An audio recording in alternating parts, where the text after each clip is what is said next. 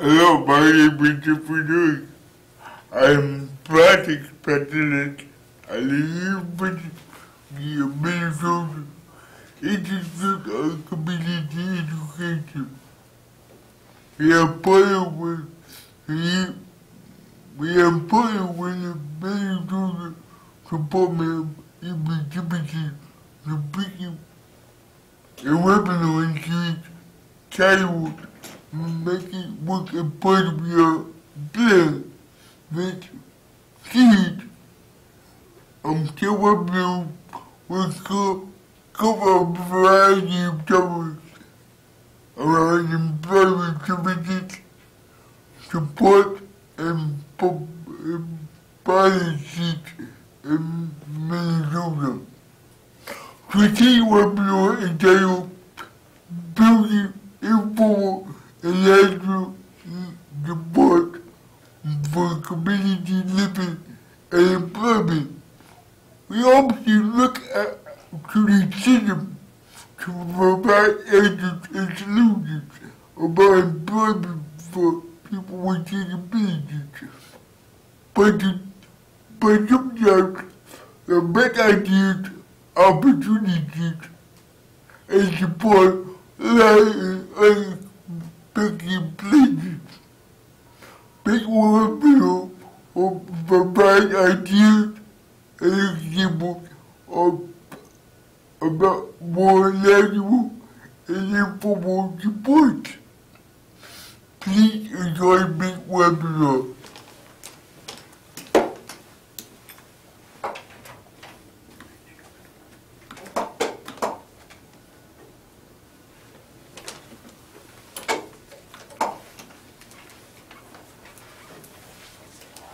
Thank you, Jeffrey, and welcome to those of you online at the present time and those who are watching later on our website.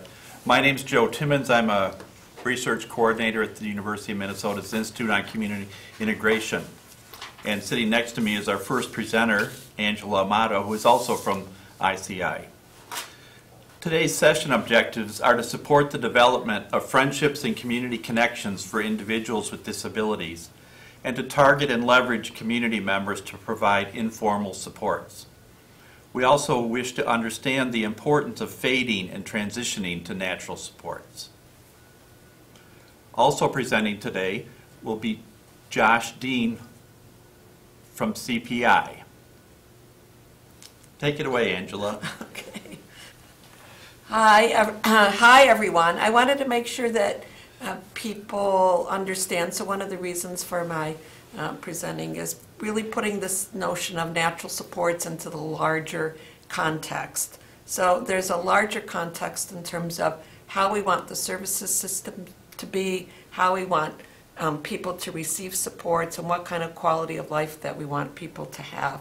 So this particular slide shows how the services system works. So in the lower right is a triangle that represents agency-based or system-based ways of doing things, and the decisions made in people's lives because of rules, because of funding, or because of simply how our services and agencies are designed.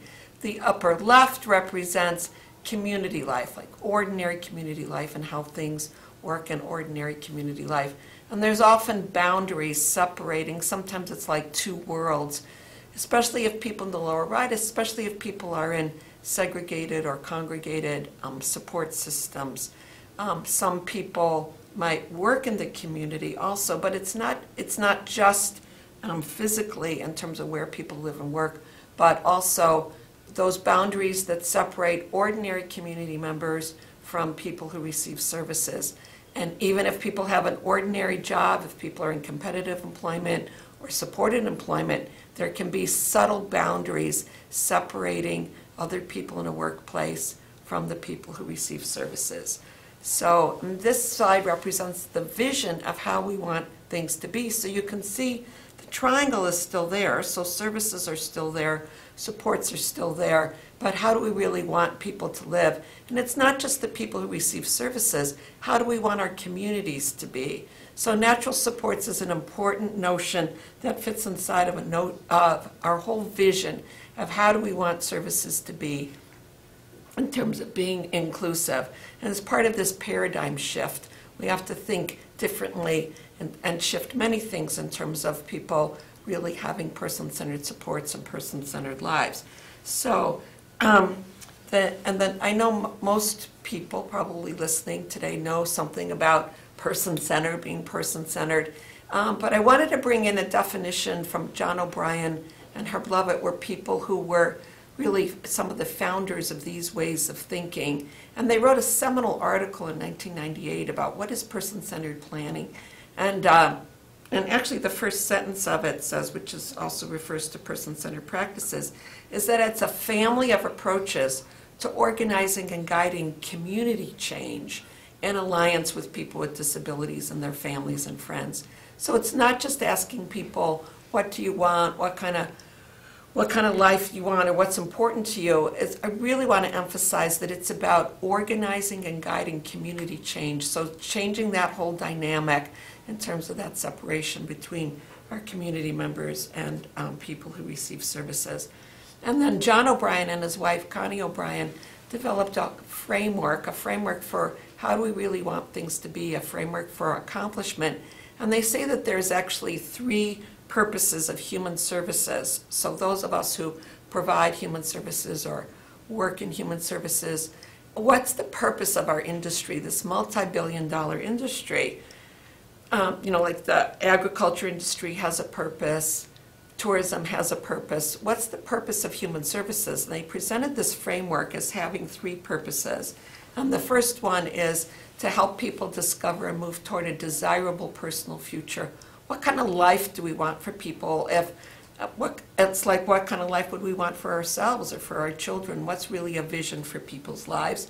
The second one is that when we, as we're supporting people and moving toward a more desirable future, can we help people have these 5 valued experiences now? People themselves who receive services have expressed these are experiences that they value, that they want to have, that services can help them have.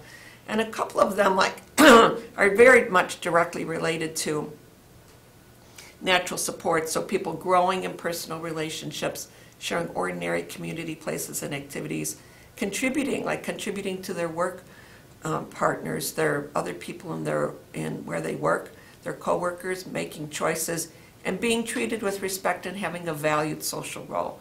Like in a community workplace, are people seen as that crew or that group of people with disabilities in terms of having a valued social role, or are they really seen as fellow co-workers and valued co-workers? And then the last purpose is the one I really want to emphasize is the last purpose of human services is to offer needed help in ways that support and strengthen community competence. So could we really look at that our purpose in human services has supporting community members to be more competent at including people? So you can see these different ways that that's expressed: supporting family and friends who care, strengthening links to community networks, expanding memberships in community associations, increasing the openness of the local economy, it's especially related to helping people have jobs, and improving the effectiveness and inclusiveness of services and benefits to all local citizens. So not the triangle, not services getting stronger, not needing more money, but could we use the money we have, what it is that we have to really support the community to be more inclusive of people. So natural supports refer to any resources that already exist in community environments. And we all have natural supports if we think about that, like all day long. So these are some examples here. If you're carrying a heavy package and somebody holds the door for you, if a coworker offers to stay late to help you finish a project, you need help with a neighborhood issue, you call your state representative for assistance, or high school students plan fundraisers for their theater group, and you contribute, that's you contributing as a natural support. So This is all around us in our communities. And there's two different modes of integrated employment models when we look at integrated employment. So there's two models that have evolved over the years in terms of providing ongoing supports, both in supported employment and sometimes in competitive employment as people move toward that. And the first model is job coaching, and the second model is looking to natural supports. And so job coaches are individuals who are paid to accompany an employee with a disability into a work site. So they support with job analysis, with training, and temporary or ongoing guidance. So it might be temporary in terms of the job coach really looking at moving out of their role. How could they support the other coworkers? So job coaches are typically paid for by state agencies, by nonprofit organizations, or other people in the system. So their services can be formal, they can also be informal. They could be short or long-term. So just a couple of things about job coaches that I wanted to say is there's a lot of research actually that sometimes job coaches can actually interfere with the natural supports in the work environment. So sometimes they form part of that boundary in that slide we were looking at the beginning, that boundary between other coworkers in an employment situation in a business or company and the people with disabilities. So one important thing in a job coach's role is if the job coach is actually focused on empowering the natural supports, the other coworkers in a place to take over the support if the person needs it. That's a really important distinction in terms of looking at what would the job coach role be. Or could they simply, are they simply functioning as sort of a part of that boundary separating people, part of that barrier separating people. So and people have found this in research also. For example, we can think about in schools when someone has an aide, for example, when a student has an aide, sometimes that aide functions as a boundary. We can kind of look at that as sort of a similar model. So do the other kids sometimes have referred to special ed students as, oh, they're the one who always has an adult going along with them.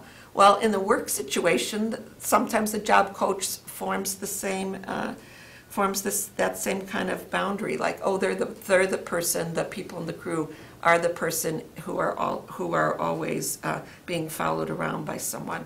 And I'd like a direct experience about this. I was in a very large company in a small town in greater Minnesota, and we were taking a tour of the place and looking at the people that were working there. And we'd come outside of the cafeteria, and there was a crew of like four people who received services that were working there. They were outside of the cafeteria, and they were sort of like goofing around with each other and sort of like making trouble, you could say. And then another employee came along, and she looked at this crew of four people. She like looked at them, and she kind of like hesitated. And the first thing she said was, "Where's your job coach?" That was the first thing that she said. So it's like she didn't interact with them directly. She didn't like have that experience or empowerment in terms of working with them directly. It was like, where's your job coach in terms of that as the particular barrier separating people. So we want to like move away from as much as possible. Of course, people need job coaches in many, many situations, but how can we move toward more natural supports, and natural supports allow individuals to go about their daily life without being involved with people who are paid to be with them. And these include the employer coworkers, the employer resources, like employee assistance programs, wellness programs. Friends or family can also be natural supports, volunteers or mentors. There can be community organizations or resources like faith-based groups, professional groups, and clubs and social groups, online communities, transportation providers. And there's also a lot of research that shows that the more people have natural supports, the more it's related to their longevity or duration in their job. And the more it's also related to, there's a big part about people keeping jobs that's related to their social relationships with their fellow coworkers And this is also often dependent on to what degree are there natural supports in the workplace as opposed to job coaches. And then, so just some of the benefits of natural supports are, of course, it's less costly in terms of the formal system, for the increasing demand and limited or oftentimes decreasing resources that we have in human services. It's actually less costly to look to natural supports. There's no need for outsiders in terms of other people coming into a workplace. How can we empower that workplace to be inclusive of all their workers? There's often less stigma. In many cases, it really promotes that more ordinary relationships going on. As I said, the social skills, not just the social skills, but the social relationships that people have are often related to their longevity in their position, and people having more control and more choice in terms of which kinds of jobs they can have and choice in their workplace. Okay, thank you.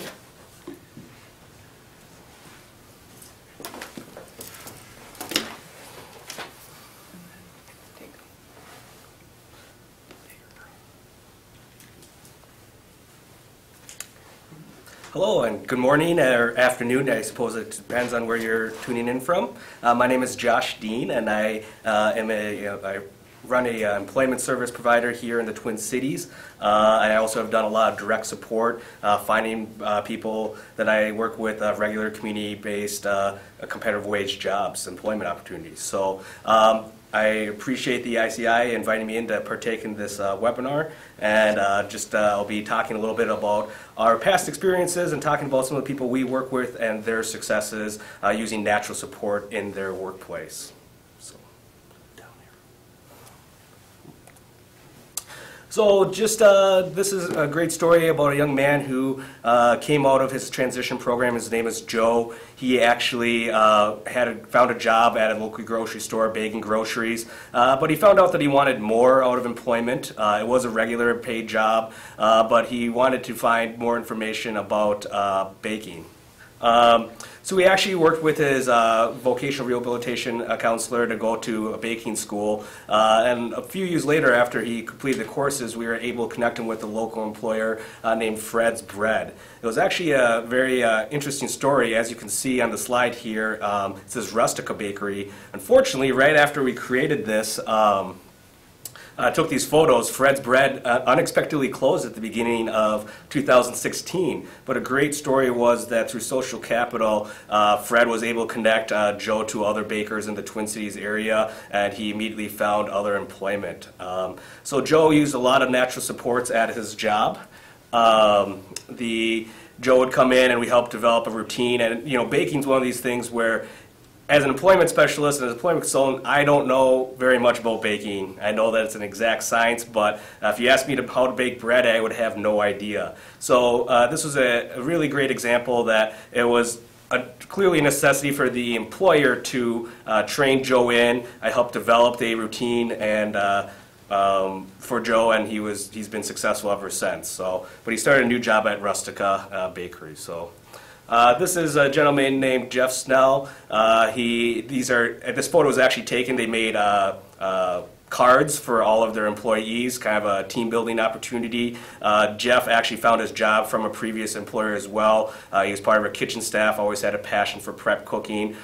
Jeff is really one of the guys. He has a lot of his own personal challenges that kind of stem into or branch into his work, but we've worked with his employer to really give him an outlet for that. They really work with him to, if he's learning a new task, to make sure that he understands and breaking down those new tasks for him. And a really cool thing about Jeff's story is that he actually hangs out with his coworkers. He goes frisbee golfing with them. He goes to concerts with them. They invite him to the company party where they have a very good time late into the evening. So he's really developed a lot of natural supports and natural relationships at his work. So. You know, we work with a wide variety of people of all ages, all ranges of abilities. To your left is Hannah. She works at a Chuck and Don's doing stocking, working with the animals, cleaning cages, feeding them, just some basic maintenance, and she has been quite successful there. The middle photo was a gentleman named Jay. He works at a local comic book shop, just helping with some tagging and some sorting as well. And then the gentleman on the right is named Aaron. Just graduated off his transition program. Really friendly guy, and we found him a job at a place called The Works. It's a science education building. So. This is Cynthia. It's a great story. Cynthia was coming out of her transition program, really a soft-spoken person. She was actually once, quote-unquote, assessed that she would never have a job in the community. We connected her with a local beauty salon called Jute Salon, and she's actually, part of their mission statement was empowering women through health and beauty. So as she's soft-spoken, and there's a lot of different stylists there, we actually worked with the management team to have them introduce Cynthia at their staff meeting. They were very warm and receptive to Cynthia and offered her a makeover. And so, as you can see, it went quite well, and she was just one of the girls there, and she's been working there ever since for the last few years. Cynthia's really, the natural supports there is that now that everybody knows her, they feel comfortable communicating with her, and she feels comfortable communicating with them. So. This is Ian. Ian Ian is deaf and hard of hearing. His coworkers don't speak any ASL, but they're willing to learn. So we just help put up some charts and getting them booked so they could learn some basic sign. Ian is very mechanically inclined, and he really is just one of the crew. He actually, in this picture it doesn't show it, but he shaved his head just because all the other coworkers are bald. And he uses a lot of visual cues. There's a lot of different messes in the bike shop. So if there's stuff on the ground, if there's stuff in different piles, he sorts it, he cleans it, he maintains it. So they use a lot of different cues and routines to keep Ian on track with the responsibilities he needs to do for his job. So. This is Barb. Barb works at a company called Dry Steak Bag, and she basically does a lot of labeling for them. It's a great employer, and really we helped her as it was kind of in a warehouse / office. There's a lot of different components going on, and a lot of different areas where Barb was running around trying to get all of her materials for the day. So we just worked with the employer to ask if she could have a designated work area, and we could get all the supplies in one area before her shift. That way it was all ready for her to go. That way she can be as efficient as possible at her job. So really, again, this is something that we always encourage, that the employer does the training and the employment consultant is there just to help facilitate that communication. This is Morgan. He's fantastic. He works at an after-school program with kids. His family comes from education. His mom, his brother, his sister is all in education. But really, it was great. Just natural supports is for everyone. Some of the things coming in there and working with his supervisor, just talking about what would be beneficial for Morgan and how he receives feedback and when's the most appropriate time for that. So it just came about after having these conversations with the supervisor. She said, "Hey, that's a great idea. I should be doing this for all my staff." So Morgan requested that all the meeting notes be sent by email, just so he could keep engaged and focused on what the supervisor was saying at the time. And Morgan also was very big on self-improvement, so he wants to make sure that he's doing his job correctly. So we just really asked that he get some positive or some feedback at the end of each week. So really some helpful hints that are just kind of universal for natural supports. Natural supports is about the person and not the provider. It should always be focused on the person. Even in the introductions when you're going around, even before for an interview, you want to make sure that person is walking in the door first. They're the ones greeting the employer and the coworkers. If they need assistance with that, the employment consultant should always kind of be in the background so that person can actually develop real relationships at their workplace. Really, don't reinvent the wheel. A lot of natural supports is observing what's going on, not just with the work routine, but the work culture, asking a lot of questions. We all use natural supports, as I mentioned, so a lot of times the people that we work with really just need a different type of support. A great example of that is hey, when somebody finds a job, what do they do right when they clock in? Some people just automatically know to go to their station or do what they're supposed to do, but this is a great way to just spark that conversation of the type of supports that the person may need. Another big thing is that I want to emphasize is always making suggestions and never demands. Really, we're trying to create that partnership with the employer and really making that connection for the employee to the employer. So it's always best to just make suggestions and never say, hey, this person needs this and this needs to happen for them to be successful. Just always try to soften your approach and make suggestions when you're trying to create these natural supports. And then finally, instructions and expectations should be communicated to the employee by the employer. The employment consultant should never be the Band-Aid. We are not their supervisor, we are not their boss. We're there to help them understand their expectations, their roles, and really any instructions on the job or on any supports moving forward should be coming from that employer. A great example was a woman we work with had a dietary restrictions and really took the opportunity to seek out food when she had it.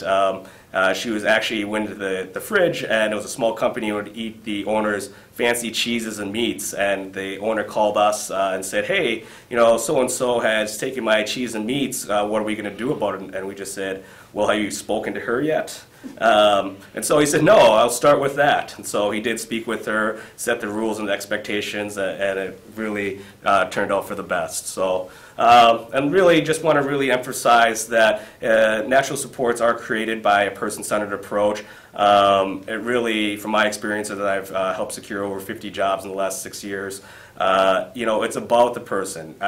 People, when I go with the approach and say, hey, my name's Josh Dean, I work with community involvement programs, I work with people with disabilities, you should hire someone, really doesn't get you that far. When you go in, you can actually talk about a person, who they are, what they're interested in, why they would be a good fit here. It really is a different approach, and it has been one that's been successful for us. And again, we can't emphasize enough just real expectations. I was fortunate enough to join an organization that never did segregated facility-based work or anything like that. We only found regular competitive wage employment opportunities. And so with that being said, once that bar was set for real expectations in the workplace, we saw a lot of, all adults that we work with, especially young adults, really rise to the occasion and meet those expectations just as anybody else would in the workplace that wants to have a job. That was a different tone just because it wasn't their mom, it wasn't their dad, it wasn't their teacher, it was just, this is what you need to do to have a real job, these are the expectations. So with that being said, hand it over to Joe.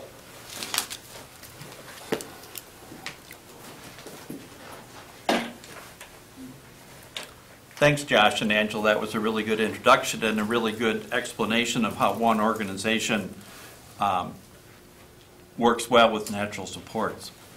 My role today is just to describe a project that I've been involved in for the last 3 years called Putting Faith to Work.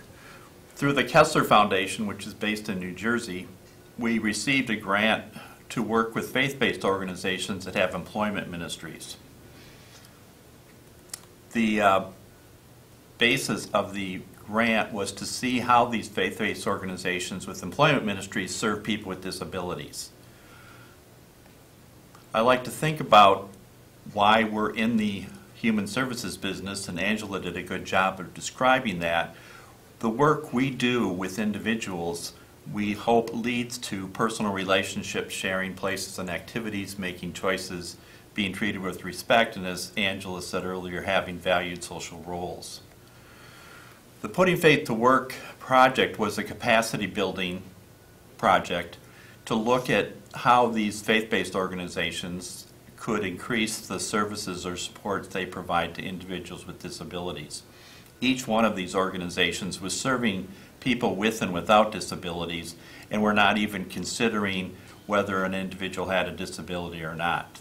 People just came to the ministry and received services and supports.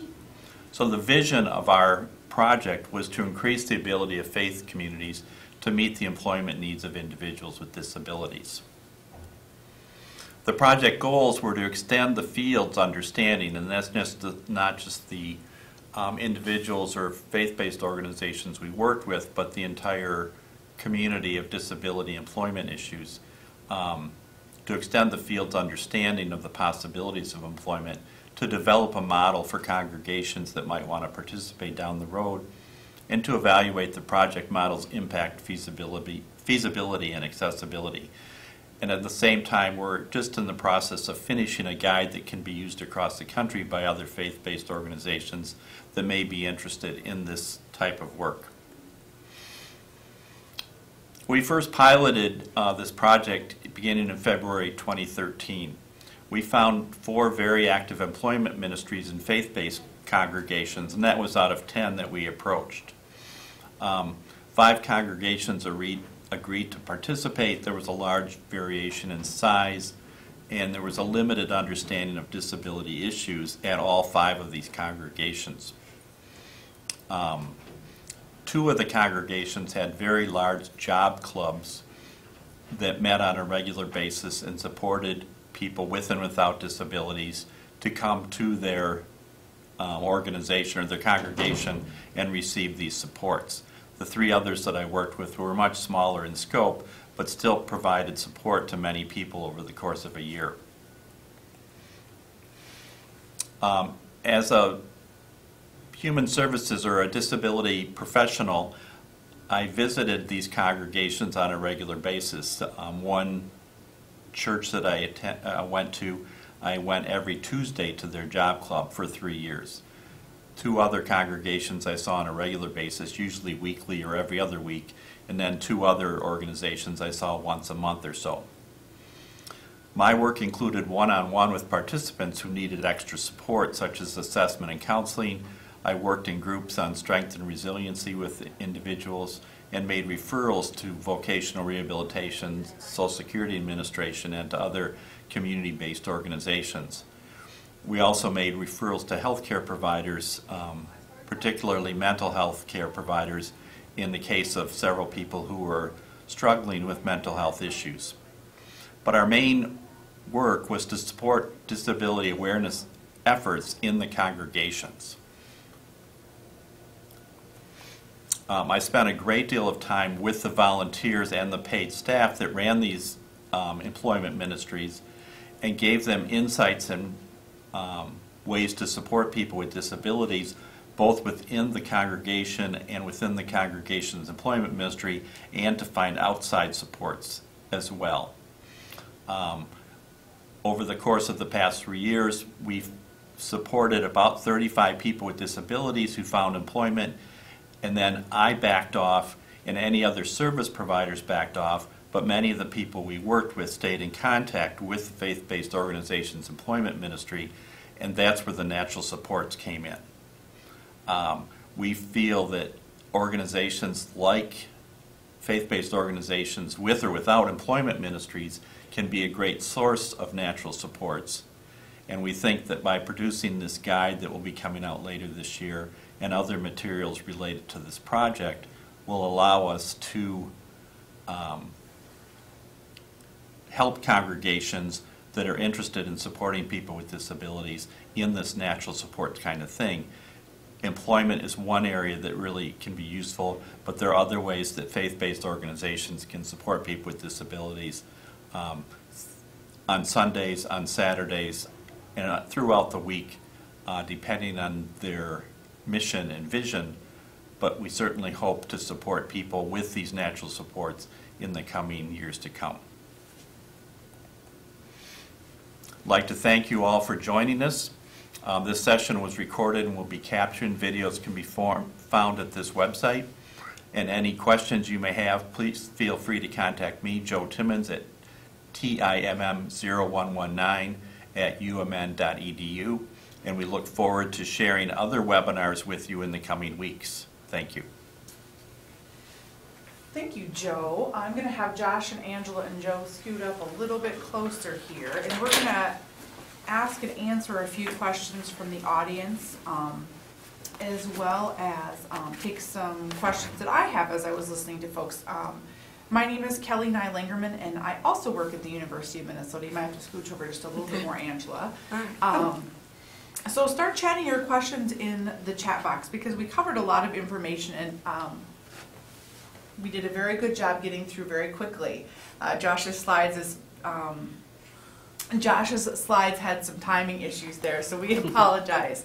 But one of the questions I have for all three of you that I was hoping to share your perspective is, here in Minnesota, we have many providers and organizations that have community-based employment programs, have facility-based employment programs, and we know that many folks do or have connections to programs that provide partial or full community-based employment supports. Do you have thoughts or suggestions or comments about how to sort of get started? Because one of the challenges that we often hear is that, you know, we don't have enough staff to go and make some of these natural connections. You know, maybe we have some quotas that we have to fill for a contract in our building. And so how do you really approach some of that, of just getting out there and starting making those connections? Because one of the essential ingredients is time, and we don't always have a lot of that. So do you have anything that you could add or thoughts on that? It might be more you, Josh, but. Sure. Yes, you know, really it comes down to, first and foremost, the right to an informed choice and the right to the real expectations for employment. Simply asking that person, hey, do you want a job, a real job in the community? And that's the starting point. You have to ask that question, and you have to be able to have that attitude and mindset that it is possible. When you stick to what you already know, it's easier to always revert back to that. So I think just getting that frame of mind and really asking that person what they are interested in. And then you also have to remember that it's not, timing is a very big challenge about in providing employment supports, but that's the individuality of it. That's the person-centeredness of it, is really taking that time to get to know them so you can actually advocate for them. And once you actually get to know them and you can go out there and speak to them as people, or advocate for them as people to the employers, the process becomes a lot easier as well. So, but really, yeah, just starting with that basic question of, do you want a real job, and then what are my options for that? I happen to know quite a few agencies over the years that have converted, let's say. So they had a lot of segregated employment situations, and they had their contracts. And the people that have done more, so in one situation I was on the board of a nonprofit day program that I was just completely impressed by. They hired what was sort of like the right person in terms of the job development, and she found 50 jobs for people in about 6 months. So she was just very, very committed to it. She was kind of like very creative, and she was probably one of the most successful job development people that particular agency had hired. So one thing is kind of the right people, and then just sort of the whole picture in terms of agencies that have moved more in this direction toward employment. The things that most of them say is that they started somewhere. So they just started somewhere. They started like with one person and then started working through. As you work on that one person, and then the next person who's going to get a job, and the next person who's going to get a job, the agencies all had to figure out what were they going to do with their staff positions, how are they going to do those particular transitions. And the ones that I know that have fully converted over, they all kind of said it was a basis of the commitment that they made, like that they had to just be committed, that this was the direction that they were going to go in, that this was the kind of based on their particular values and based on that this was the right thing. And sometimes it wasn't even what the people with disabilities expressed or what the families expressed. They had to deal with those fears about people, but of leaving a kind of more protective environment. But that's what it is that they did, because they really believed that it was the right thing. So there's a really great book by Pat Rogan, who's a real leader in this field, that it's called Closing the Shop, and she has 3 or 4 agencies in there.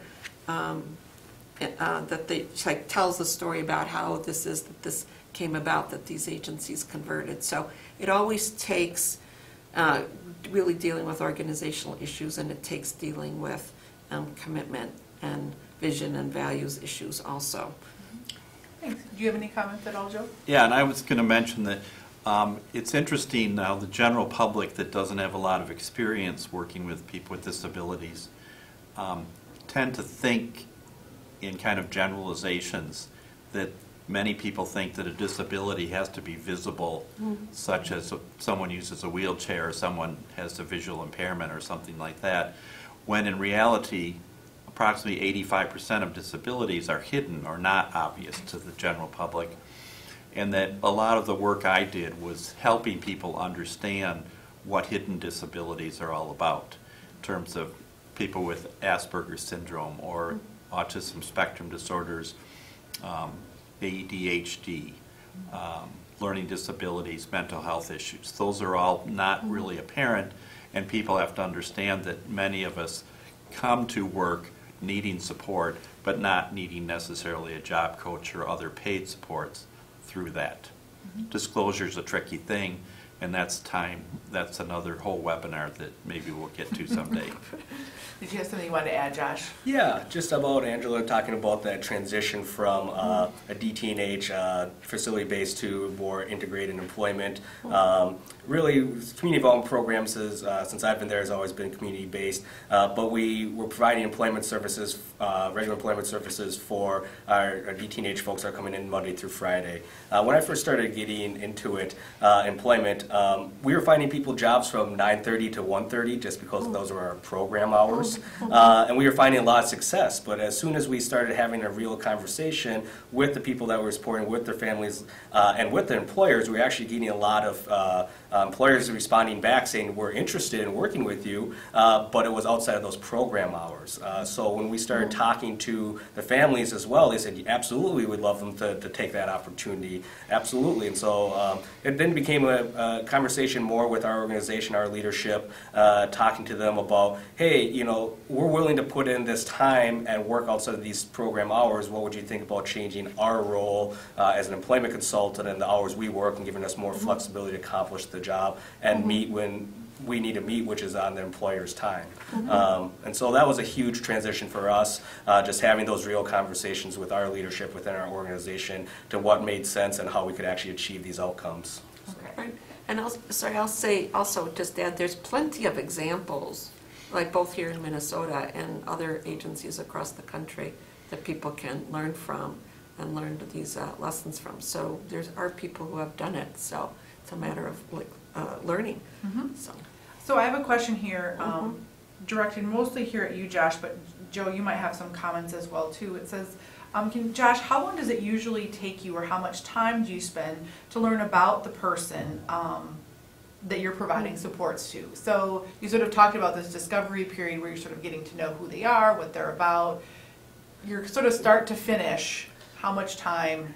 You know, that's the $1 million question, because it's just varies so much per person. Really, though, you know, the conversation that Joe and I would be having right here would be very limited. Especially, let's say, if there was a desk in between us and it was at my office, in my you know, comfort zone. You know, so really, to answer that question, it's a subjective amount of time, but it really, I try to get to know that person from the get-go, establishing that rapport. But it usually takes anywhere from 2 weeks to a month to 6 weeks, but I really try to focus on hanging out with intent. We don't need to jump into employment that very first meeting. It's really about to get to know that person. So often I try to find different activities inside the community, within the community, whether it's going on a walk, whether it's playing frisbee golf, things like that, to get to know that person. And that's a great way to really just informally assess somebody as well. There's a lot of different things that you can learn about somebody through activity, the gross motor skills, the fine motor skills, how they're taking in information, how they're responding to things. And so it's just a kind of a clever way to not only get to know that person, but also see how they process information and learn best. And so you can really develop that relationship. So on average, 2 weeks to a month to sort of the get to know you period of conversation. Joe, what about you when you were working on the Putting Faith to Work project? I know you talked about supporting about over 30 people in the couple years that you did this. Would you say that there was sort of an average, or? There really wasn't an average because there were a couple people that I worked with off and on for over 2 years. Those were people that had significant barriers to employment and had particularly difficult past work experiences. So the work I did with them was almost like career counseling, yet they wanted to go to work not being seen as a person with a disability. What happens in those situations, they get employed, they find a job, they start working, and then the people begin to relate to them in whatever way they need to, and that's the natural support. I mentioned disclosure a few minutes ago. Not all the people I worked with, in fact, I would say less than half, actually disclosed to their new employers their disability, yet it was still an issue that caused barriers or difficulties, and that we help them figure out ways around them. And it's worked out pretty well. There have been a few people that I've worked with that have significant disabilities that are obvious, and I worked individually with employers just a few hours to get people started. I don't consider myself a job coach, but I certainly was kind of a go-between for an hour or 2 or 3 and help people get started. And most of the employers understood what a natural support would look like, and it quickly picked up, and those people are all doing well. Excellent. So this next question is specifically about transportation, and I'm smiling because it's such an elephant in the room when we're having this conversation. But one of the participants asked about transportation outside program hours is an issue, and how do you address that? So either Joe, if you're supporting folks from faith-based or from communities that maybe don't have formal supports, or Josh, maybe you're working with somebody who does have some residential supports, and they're working from 4 in the afternoon to 10 at night, or they're working on a Saturday morning. How are some of the creative ways or things you've looked into filling that transportation gap? Well, first and foremost, when you get to know a person, you obviously get to know where they live and their neighborhood and things like that. So we try to work a little smarter, not harder, by trying to find them a job closer to home. That always helps the situation. Obviously there's going to be excellent opportunities everywhere, but if it's closer to home and more accessible, that's our goal, to make our jobs easier and supports. But to answer your question, it's to go down the list of what are the options for transportation. Here in the Twin Cities, we have a shuttle service for accessible transportation called Metro Mobility. It's an awesomely bad service, meaning that they really do the job to get people, but it's an imperfect science because they do work with so many individuals, so it's just more about logistics. Anyways, making sure that it's something that you do have to apply for, that you do have to qualify for, and so do that ahead of time. If you would qualify for that and that would be an option for you, don't wait till you get a job or you have a job opportunity, get ahead of that.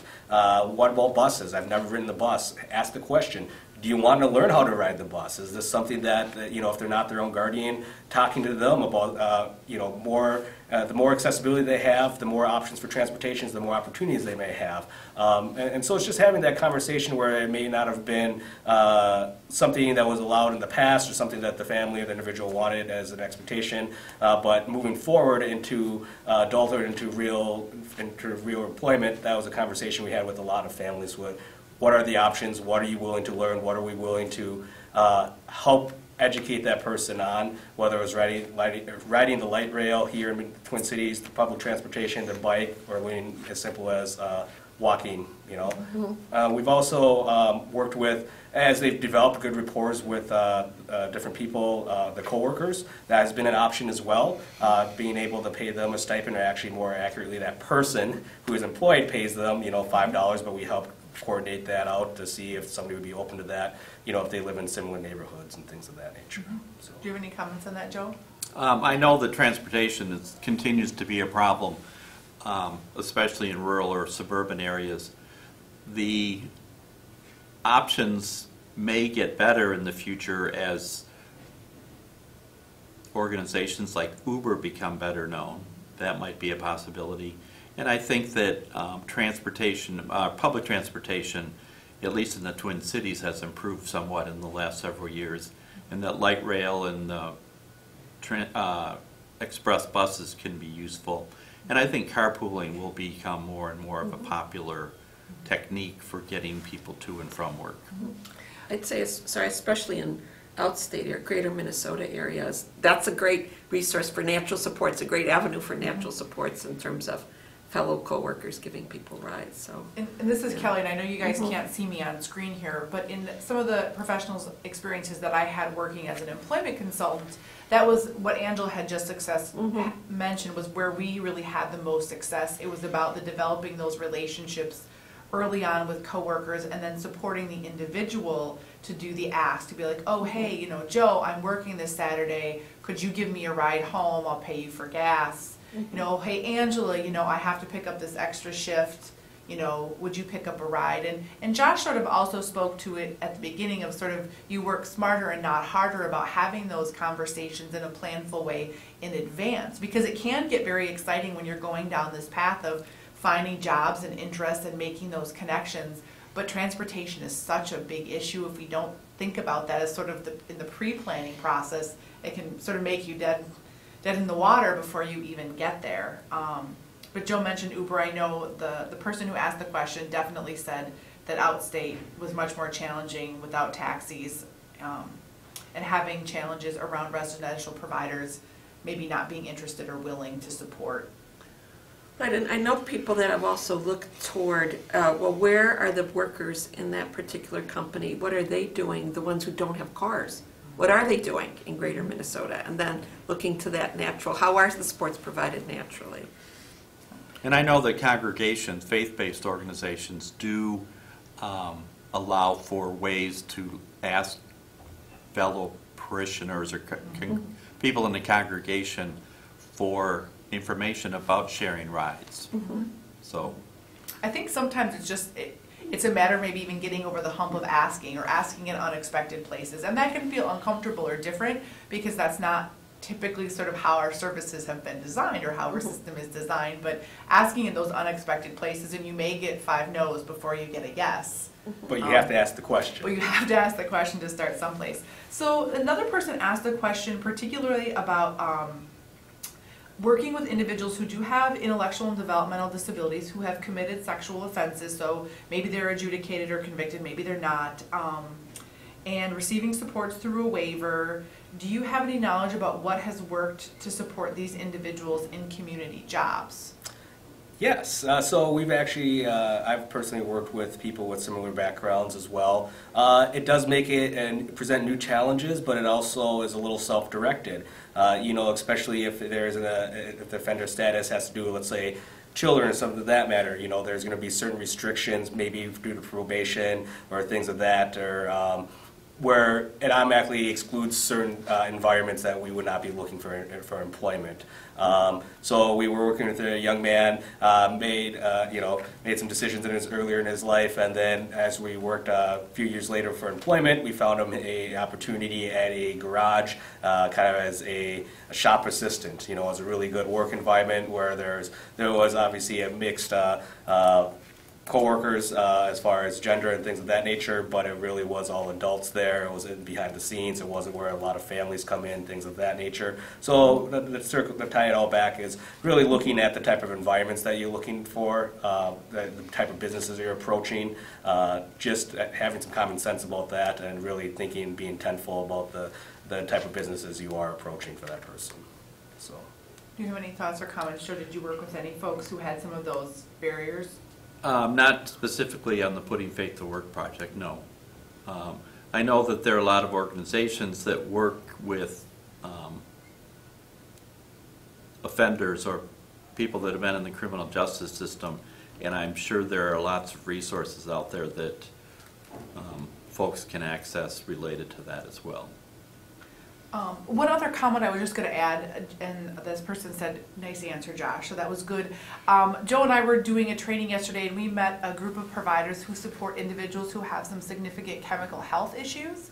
And they made some interesting comments as he said, you know, when we sort of explore community options, connections, groups to be involved in, he goes, we just have to spend a bit more time in the planning process because you have to be in environments where alcohol is not readily available, accessible, visible, and it's about sort of, again, that pre-planning in advance. So you're thinking about those things rather than saying, we're gonna go spend time, you know, at bingo, not thinking about what's maybe in that bingo environment or whatever that might be. So that was a good answer there. For folks that are still online, I put a note here about a link to an evaluation for this event. We would really appreciate your feedback. So it will take you less than 5 minutes. I also put a link to the website that we're hosting all of these recordings and webinars on. The webinar recordings for this event will actually be much cleaner than what you're seeing on your video screen right now because we're using some different technology. But thank you very much for your time today. I also want to acknowledge our partners at the Minnesota Department of Human Services Disability Service Division who have made this work possible. And I hope you have all seen and heard about the other webinars that we're going to be doing later in the month of April and May around different areas to just further and facilitate the conversation about elevating competitive integrated employment, because there are tremendous opportunities, there's tremendous barriers, and part of getting from here to there is having that conversation. So thanks so much for your time today, and we look forward to seeing you on future webinars. Thanks, Thank everyone. you. Bye. Thanks.